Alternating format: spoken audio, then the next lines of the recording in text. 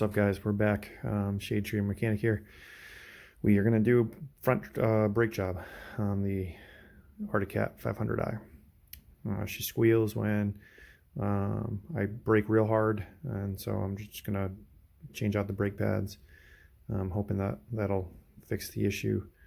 She seems to stop fine, but she just makes some noise. So did quite a bit of plowing. Actually, a whole bunch of neighborhood driveways this last snowstorm, and for the most part it worked great, with exception to this friggin' nonsense of broken winch cable, but I'm hoping I got that straightened out.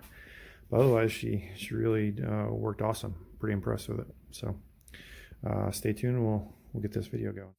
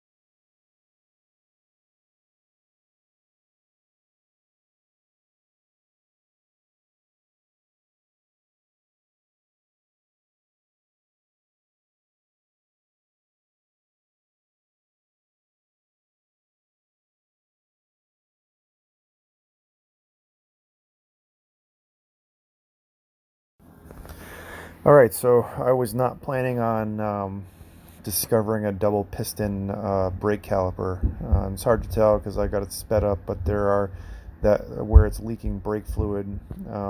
It goes between the two pieces of the brake caliper, and so when I was compressing the piston back in on both sides, it was actually squirting brake fluid back into my face, which was great. So I could not figure out a way to get those pistons to retract with the two pieces together, and I quickly discovered that the fitting to bleed the brakes on this caliper, and as you'll see on the other caliper, were broken off and or rusted in there. And so I'm looking into buying 2 replacement calipers. I did get them to function. I filled both sides up with brake fluid the best I could, and I bled the master cylinder on the handlebar. So they do function somewhat. There's my son coming in. He wanted to come help. Um, but I just decided that I'd put it back together and see if I could get it to work for now. But it really, in order to do it correctly, you need to have that bleeding nut loosened and pump the brakes from the master cylinder, bleed out all the air.